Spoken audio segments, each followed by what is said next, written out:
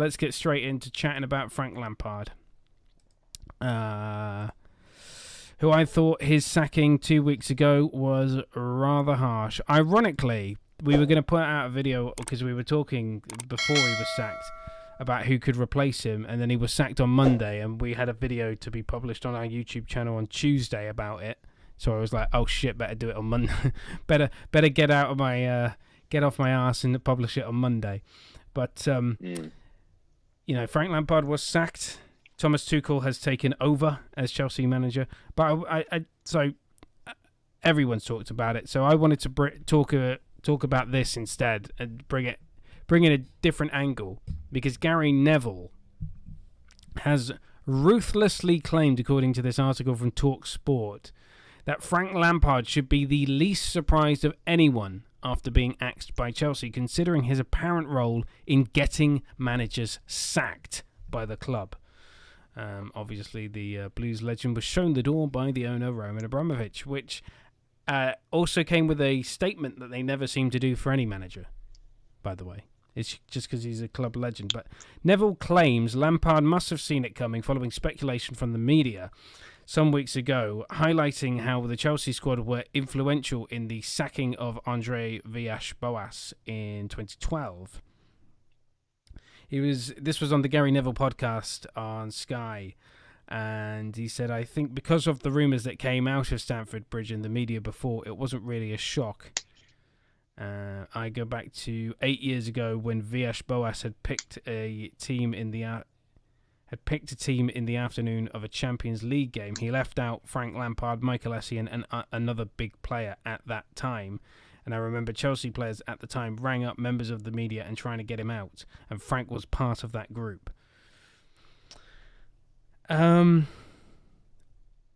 Speaking of AVB, we will be talking about what's going on at Marseille a little bit later on, because, you know, it's weird. But, yeah, I mean, that does sour it. But I still think Frank Lampard was harshly done by, considering what he achieved last season with no money spent. I don't think he should have spent the money. I think he should have trusted the players that he had. I think of his lack of faith in the players that he had. Because, you know, with those players that were already there, he would have had some sort of cult of personality going on anyway. Because they would have been like, "Oh, it's Frank Lampard. We've got to play for this guy because he's a legend. He can really help us improve." Whereas players that have no connection with the club, that hadn't been there for any amount of time, like, say, Timo Werner, he'll just go, "Well, he's just an English manager to me." You know, Timo Werner has no connection to Chelsea. So, you know, and he's been arguably just crap. Well, no, not arguably. He has been crap. I'm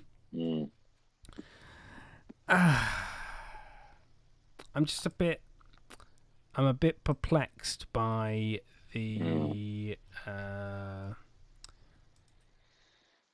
as to okay, so Thomas Tuchel will last six months, maybe a year. He'll get sacked eventually, because that always seems to be the way with Thomas Tuchel.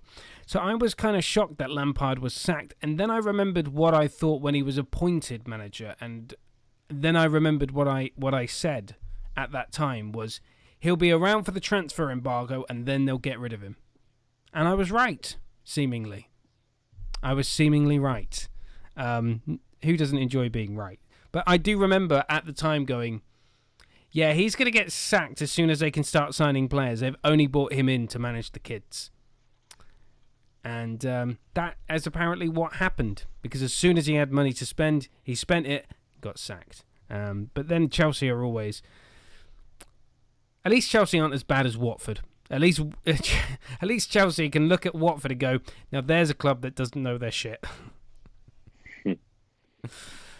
Yeah, that's true.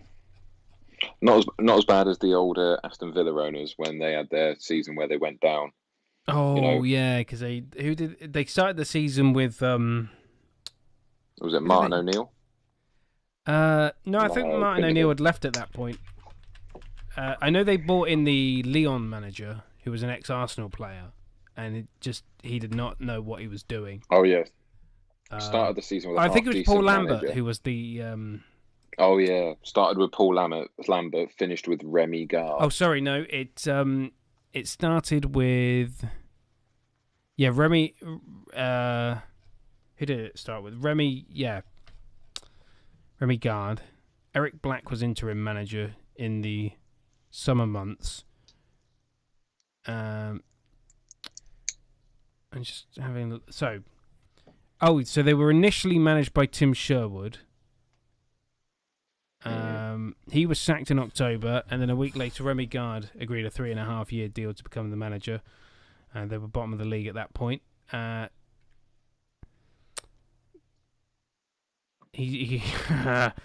Gard dropped midfielder Jack Grealish. Try doing that now. Yeah, that would run you. He would run you out of town. And he was sacked, and then Eric Black took over as caretaker manager, and even Kevin McDonald at one point. Remember him, ex-Swindon manager? Oh yes. Yes, he was absolutely freaking terrible. Good coach, crap manager. So yeah, that was when they went down. I forgot Tim Sherwood was the Aston Villa manager. Frank Lampard apparently not interested in the Bournemouth job. He is the current second favourite. We'll take a look at the odds to be the next Bournemouth manager. But let's take a look at the Celtic job, because apparently that's all we look at every week. Rafa Benitez, now the favourite for that. But the reason I bring up the Celtic job is that Lampard is 8-1 to be the next Celtic boss with BetVictor. So he's not the favourite. But could you see Frank Lampard versus... I think Frank Lampard would take that job purely because he'd like to take on Steven Gerrard. I was just thinking that. I think that would be perfect. The old firm derby being managed by Stevie G and Frank Lampard. Yeah, absolutely. The thing is they don't like each other. Let's be fair. On a professional front, they might get on, but on the pitch, they just they just did not work together. Not. And I imagine in the dugout, they are such opposing ideas that it's just they're such different people that it would just spark up the old firm completely. The thing is with Frank Lampard is that obviously he gives it a lot of that on the touchline. But the thing is that if you as soon as you give that kind of mouth to a Scouse bloke, he'll go in night. Yeah, he's knocking you the F out. So yes. I think it'd be interesting. I think Frank Lampard managing Celtic, I think that'd probably be a backward step in his career. Well, I think anything's a backward step now, but he can't expect to take on a club like Chelsea. He can't manage any of the top 8 clubs in England now. He's got to look at clubs where he feels like he could do well as a manager, like what he could achieve. So like, if you went to Celtic, what's the best he could hope for? The Scottish League and the Scottish Cup. Pretty much every manager before him has done that. The goal is getting Celtic into the Champions League or some kind of European football. I would say it would be more of a step up for him if he went to Bournemouth and got them back into the Premier League. That would be his crowning achievement, because he never achieved that with Derby. He had a very good couple of seasons with Derby County before he got called up to Chelsea. I think that was a bit too soon for him, only for the fact that. And the reason why the kids played so well for him is because half of them were on loan at Derby when he was there. Yeah, people like Mason Mount. So he showed so much faith in them. The problem with that he had with probably getting the players on board is obviously you had the superstar players like Timo Werner. Players who you can see when they come in from being top, a top dog from other leagues. They always take time to adapt. I mean, obviously, Nicola Pepe, they say, big transfer fee. They'll probably say he was never a superstar, but in his final season at Lille, the only person who had scored more goals than Nicola Pepe in Liga was Kylian Mbappe. That's some achievement in itself. But at the same time, he brought Timo Werner to be that superstar striker that Chelsea have been craving for since they let Diego Costa go. The problem with hiring players like Thiago Silva by taking them on is the fact that when they start to get to the 33, 34 age, is that then they just become mercenaries. They'll just go to any club that will give them a contract, like a 1 year deal. You're talking about loyalty to the club. I 100% agree with you. The kids that are playing, like your Hudson Odois, your Tammy Abrahams, your Mason Mounts, your things like that, people who've been there, Cesar Azpilicueta, if you want to say, players that have been with Chelsea for a long time who are loyal to the club. You're then replacing these players with mercenary players. Let's say Timo Werner had the hottest season in the world at Chelsea. Yeah. And then let's say Barca came calling and turned his head with a big money offer. Do you honestly think that there'd be loyalty stopping him from chasing that up? Absolutely not. Same with Thiago Silva. He's going to have one season this year, and then he'll probably head to the Middle East. He'll probably head to China, head to America. You can bet your bottom dollar. David Beckham's still recruiting for Inter Miami as well. Their season's just started. Because I'm looking at some of the players that were Chelsea last season that have since left on loan or otherwise. I'd say I know Ross Barkley never set the world on fire at Chelsea, but I think allowing him to leave for Villa, a team where he's seemingly doing a lot better, was a mistake.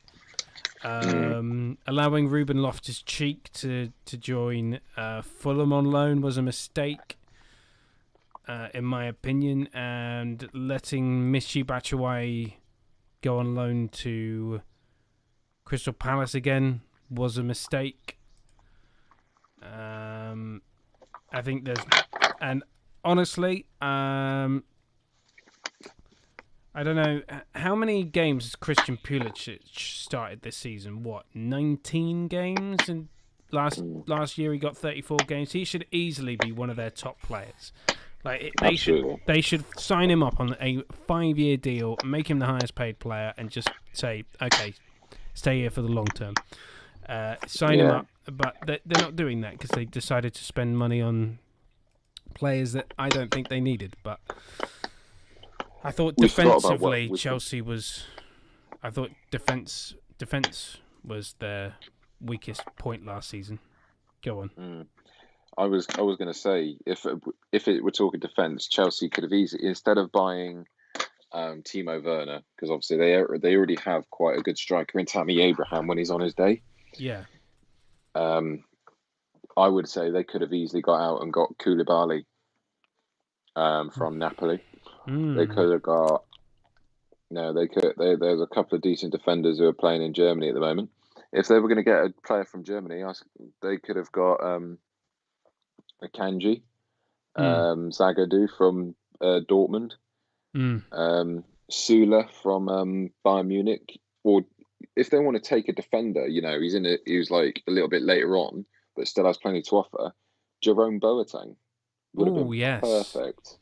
That would have been a perfect buy, because then what have you got? You got the pairing of two German centre backs in Rudiger and Boateng.